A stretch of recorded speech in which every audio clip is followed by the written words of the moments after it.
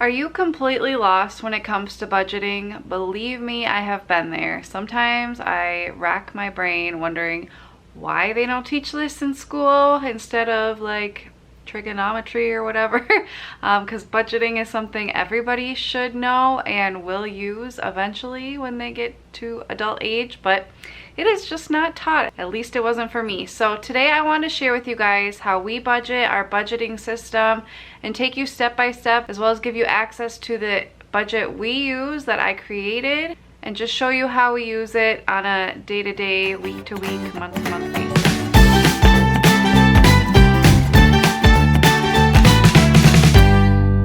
Hey Glue Sticks, Sarah here, and I am going to be talking all about budgeting today. This is going to be the start of a new Sunday series. I just finished a Sunday series about strong-willed children, and I will link to that below if you are interested. But basically, what I'm doing right now on Sundays is doing, a few videos in a row on Sundays that have to do with a certain topic, and I had you guys vote in our community tab, and I will link to that below as well, because we do ask questions of you guys here on YouTube now that we have access to the community tab, and I love it because I love to get feedback. And you guys voted that you wanted the next Sunday series to be all about budgeting and finances. If you've been following us for a while, you know that we do have a lot of debt, mostly student loan debt, because don't even get me started on that, but we do have a lot of student loan debt. We have big financial goals, and so a budget is key. We've gone through Financial Peace University. I'm subscribed to a ton of YouTubers here who have helped me figure out this whole budgeting thing, and we even hired a financial advisor a few years ago as well. But I got our budgeting system, it was inspired, and a lot of it was from the channel GazelleInTents. Now they are no longer doing YouTube, but I will link to their channel below, and hopefully it's still up. But I wanted to show you how I have taken their budgeting template that they created and I made my own based on that, and then I added some extra features that I want to show you guys. And I am actually giving you guys this template for free. There are all kinds of ways to budget. There are online budgets, you can do pen and paper, but I really like Excel because I can adapt it as I need. I can do future planning, and I can look back really easily, and I can just, always tweak it and do things to make it different. So I have created a new spreadsheet for you guys. Just click the link below and you will get added to our email list, and then you will get the free template that I'm about to show you guys. So let's jump on the computer and I will show it to you and how we use it. Okay guys, so I'm just going to give you a very quick overview of this budget, and then I'm going to tell you practically how we use it, how you can use it, and so on and so forth. So in the bottom here, there are just some tabs. And by the way, I use OpenOffice, but I have saved this as an Excel doc, so hopefully you should be able to open it on your computer. So that's that. But anyway, so I have these tabs here. I'm going to be getting into some of these in a different video because this would be very long if I did it all in one video. But basically I have a Christmas spreadsheet. I'm going to talk about this in a future video. I have a birthday and anniversary spreadsheet. Basically these help you determine your sinking funds and how much to save per month, and determine how much you even need to save. And then I have a notes page, and this page is great just for any kind of calculation, so you don't have to do it on the actual yearly spreadsheet. So you can use this for calculating irregular income, keeping track of any future purchases. You can make lists and things like that, tracking spending in different categories, making random calculations, making shopping lists, etc. So just use this for whatever you want. And then I have 2018 through 2022, and I just want to show you what this looks like. And like I said, this was based on the spreadsheet created by GazelleInTents, but I've adapted it for my own purposes, and I'm giving it to you guys for free. So basically each year has a different tab, and you can go in and customize it and then copy and paste or do whatever you want to make it go to each year. So right now it is currently June of 2018. So I just have each one, they come consecutively down each month, so that way you can really easily look back and also future plan as well and make adjustments really easily because a month does not really last that long. So it's nice to have it all right next to each other instead of like different spreadsheets, because you're only using it for about 30 days. So the very first thing you need to do when setting up a budget is figure out your income. Now, this was really hard for us, and I could do a whole separate video on this. You guys let me know what you want, because this series is for you. You guys voted for this series, so I want to help you whatever way I can. I'm no budgeting expert, but we've been doing this for a really long time and using this particular budget for a couple years, and it's just done wonders for our finances. So it has been really hard for us because I'm a daycare provider. My income is not fixed at all. I may have more kids one month than the next. I may be sick and have to close and not get paid, that kind of thing. And then in the past, my husband was paid hourly, and so we never really knew how much he would be making. So that's why I included this note section, so you can, you know, kind of predict what your income will be. So I could write all my daycare kids' names and, you know, how much they pay per week, and then figure that out here. And then if there's like a 5-week month or something like that, or a 5 Friday month, and I have a whole video on what I'm talking about there. Some months have 5 paydays in them for me since I'm paid weekly. So I could, you know, use this page to figure out how much I will be making. But that's step one. Step one is to figure out how much you're actually going to be bringing in. And I just made up numbers for the purpose of just showing you guys. But that's the first thing. So that's the income tab. So for person one, if there's 2 people in your house making money, you'd put, you know, what you anticipate the income to be here. For person 2, we also put things like YouTube and Amazon affiliate links. You could also have, like, if you're a daycare provider and you're on the food program, what you expect the food program to bring in. If you get some kind of tax benefit, alimony, child support, anything like that, if you anticipate getting a tax refund, all of that would go in income. If you sell things on the side on Craigslist or Facebook marketplaces, you would put what you anticipate in this category. So it's all under one, and it's all color coded. You could even change the colors if you wanted, but that's what I have. So that is the income category.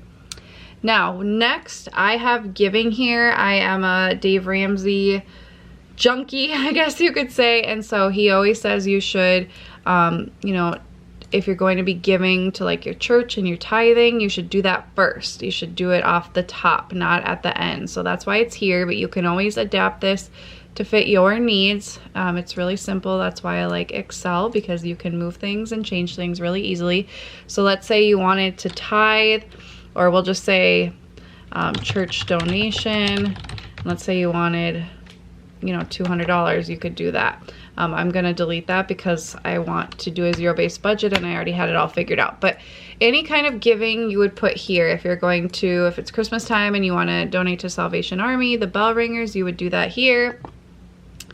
If you want to donate to a friend's cancer walk or something like that, you'd put that here. So this is the giving category, and this is really great because when you write it out at the end of the year, come tax time, you have all your giving that you donated in one category. It's really easy to go back and see so that you can write that off at tax time. Okay, so after income and after giving, next is regular expenses. Now this is the thing you will probably copy and paste from month to month because this pretty much stays the same. These are like what bills come in the mail, what things you do on a monthly basis that are pretty much the same every time. So it's things like groceries, household spending. So we do groceries and household separately. So groceries are food, household is like toilet paper, cleaning products, paper towels, you know, just stuff for the house, that kind of thing. Diapers, all of that. Fuel costs, electricity, gas, trash, water, cell phone bills, car insurance. You could either do that monthly or you may pay it every 6 months. In that case, I would move that down to my sinking funds category, but you could also have it here and just know that when that comes up, you set that money aside.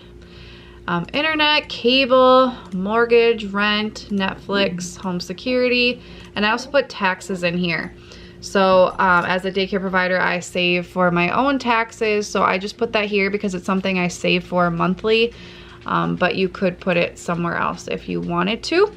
So anything you do on a regular basis goes here. Now these don't all have to be bills, so groceries and household are not bills, but there's something we need to pay for every month. It's a regular expense. So what I created over here, there's a due date. So obviously like groceries and household don't have a due date, but a lot of bills do. So you can put the due date here. And then also you can put them in chronological order of when they are due. That's really helpful so that when you go to pay bills on a weekly basis like I do, they're in order so you don't have to accidentally miss one. And then over here I have envelope and auto. So what I do because we take cash out, so if we need to take cash out for something and put it in our envelopes, I just put an E. So we do that for groceries and households, so that way I know, it's not a bill, it's something I need to take money out of our account for. And then if it has an auto payment, if I've set up auto pay, I just write auto, and that really helps me when it comes to paying bills. That way I know I don't have to go to the website and set it up and pay the bill. It's already just gonna do it automatically. Now what I do for this, so there's 3 columns here. There's the budgeted column, there's the actual column, and then there's the payment column. And I think I adapted this a little bit from how GazelleInTents did this, but basically what I do, so let's say it's the first payday of the month. I usually do my paying bills and stuff and budgeting on Fridays. So I don't usually take out all the grocery money for the whole month right away. First of all, because I don't want to spend all that right away and blow it. And second of all, we don't need it. Third of all, I don't want to be carrying around that much cash if I don't need to. So let's say I just take out $200. So I budget $600 for the whole month. That's why it's in the budget category. The actual amount I've taken out so far is $200, and then, or that's what I plan to. And then if I haven't gone to the bank yet, but I know that this is something I'm going to do, I put an X. So that way I know I'm going to do it, and then come the next Friday, I will look at my, summary online to see what's come out, and if I see that $200 was taken out, then I'll put $200 in payment. So that way I know it was actually taken out of my account. Now this is really helpful too. Let's say you pay your electricity bill. So I'll say, let's say it was $100 and I paid it, but it hasn't come out of my account yet. I put an X, and the X tells me that it's been paid, or like, let's say it's an auto payment. It says that it's going to be paid, but it hasn't come out of my account yet. And when it comes out of my account, I write, however much came out. That helps me keep track of what's actually been paid and what hasn't. And that's what I do. So that's why there's a payment one here. You can always, if you don't like that, you could just write like difference. And you could, let's say your electricity bill was only $70, then you could set this up to figure out the difference of how much you budgeted minus how much it actually was, and that's the difference. I'm not going to do that, but I'm just showing you guys that there's options with this. Okay, so that's the regular expenses. These are the things, it comes after income and after giving, because these are the things, these are like your 4 walls, the bread and butter, meat and potatoes, things you need to get by. I mean, some of these you don't need cable and stuff like that, but these are the things that you've promised to pay. Bills come for them, and you need to make sure you can pay those. Okay, next is the red, the one we don't really like, but if you have debt, it's important that you pay it. So after our regular expenses, it's important we pay our debts. So this is where you write any debts you have. So go through, if this is your first time really budgeting, this is time to get really honest, pull up your credit report, do whatever you have to do, go look at what you owe and what the monthly payments are. So what I do is I just write the minimum payments, and we'll get to paying off debt later in this video, but I just write the minimum payments. So let's say you have 2 credit cards, a line of credit, and 2 student loans. So let's say these are all the minimum payments. I also, in this category, unlike the due date and the envelope auto from the last, here I have a balance. So this is where you put the full balance of these items. So let's say you owe $1,000 for this one, $3,000 here, $5,000, and then let's say it's like $50,000 and 30,000, whatever, I don't know. And then, so every month you can look at it. When you go to pay your bill, you can change it. So let's say after this, it's, I mean, it wouldn't actually take $50 off, but you get the idea. So you can change it. So that way you can see this number of the total of your debt amounts. You can see it getting smaller every month, which is really encouraging. So I really like having that there. And then I also have the due date here, so you can make sure you're paying them on time. And I use this just the same way. So if I pay the bill, I put an X, and then once it's taken out of my account, I reconcile it like that so that I can keep track. Okay, so after, and one other thing to point out, so at the bottom of each category, I have the total for that category in a similar shade of that color. So for regular expenses, here's the total of the numbers above. And then I also have a remaining section in black. So that takes, you know, whatever your income was minus all of the above, and that's how much you have left, you know, going forward, if that makes sense. So you can see it getting smaller as you go on. This is helpful too, just to kind of know, like, how much do I spend on regular expenses and how much do I have left after I've paid those, that kind of thing. Okay, so after debt are sinking funds. I have a whole video on sinking funds. I will link below, and they're very important. And I've just included a few to give you guys an idea. So birthday and anniversary, and I will have a video on that, like I said, and use these tabs to come up with that. Christmas, and then you might have ones like home repair, medical, and car repair. And this is just like savings. You may spend out of them in the month, you may not. So if you don't spend out of them, you know, at the end of the month, you'll just take that money and move it, you know, to your Capital One 360 account, to a separate checking account, take cash out and put it somewhere safe, that kind of thing. But if you do take money out, what I normally do, let's say it's, you know, my husband's birthday that month, so I'm taking $50 out. Oops. The nice thing with Excel is I can just write a note. Sans, oops, gift. Sans gift, to know what I bought. And then, you know, then I would just save $100 at the end of the month to make it equal out to $150. So those are sinking funds. Next are leisure. So these are the things that you don't necessarily absolutely need. They may change from month to month, but you know, we usually have extra spending beyond all of those other categories. So this is where I include things like dining out, any pocket money, we call it blow money, just money put in your wallet just to spend on whatever you want, maybe family fun, entertainment, clothing, miscellaneous, that kind of thing. So just, you know, things that change from month to month. Maybe you're gonna, you know, buy a swing set for your family, or, you know, go on a little staycation or something, you would include that here. And that's why I include a lot of extra space, because you just never know. And these are things I'm usually, you know, planning for future months, especially if it's a 5 pay period month. I will plan ahead. Let's say like August is, so I'll go to August, and then I might write in some things that we plan to spend in the future, so that way you can kind of figure it all out ahead of time. Okay, so lastly, so after that one, you'll see the remaining amount. So for this month, after all of these things, we have 453 left in this pretend scenario. So I included this financial goals category. So this is where you might put, if you're trying to pay off debt, you'll put that remaining amount here, because you want a zero-based budget. So you want it to equal out to 0 at the end. This just says 500 less because I didn't put any money here, so all these are, you know, throwing it off. But anyway, this is the main one you're looking at. This is what you have projected. So maybe paying off debt isn't it. Maybe you want to go on a vacation, so you'd write vacation here.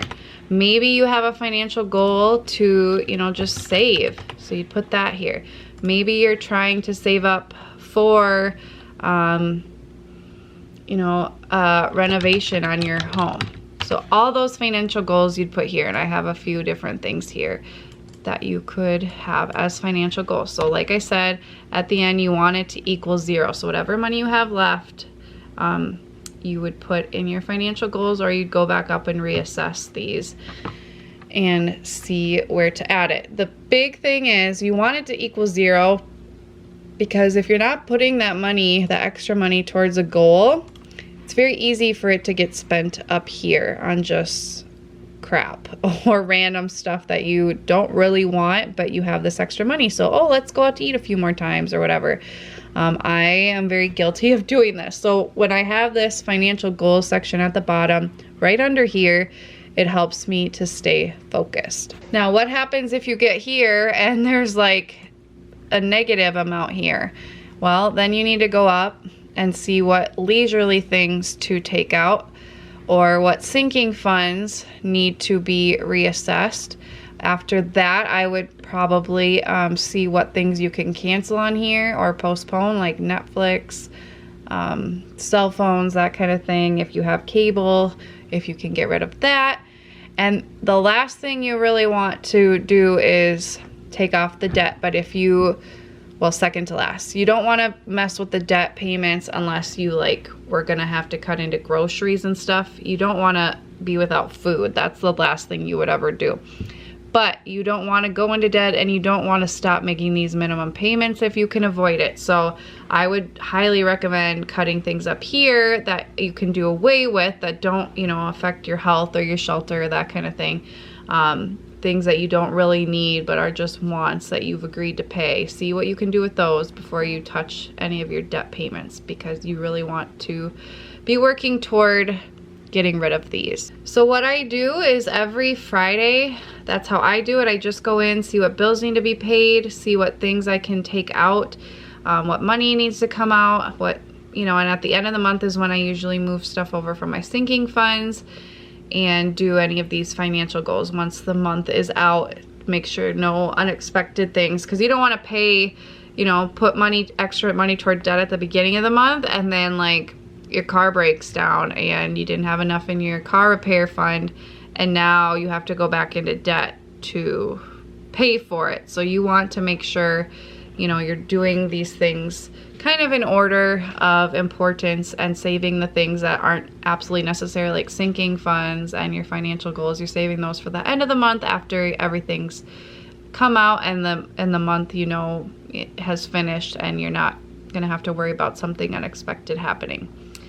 So this is my budget. If you guys want to try it out, like I said, just click the link below, enter your email, and then you'll get that for free sent to your inbox.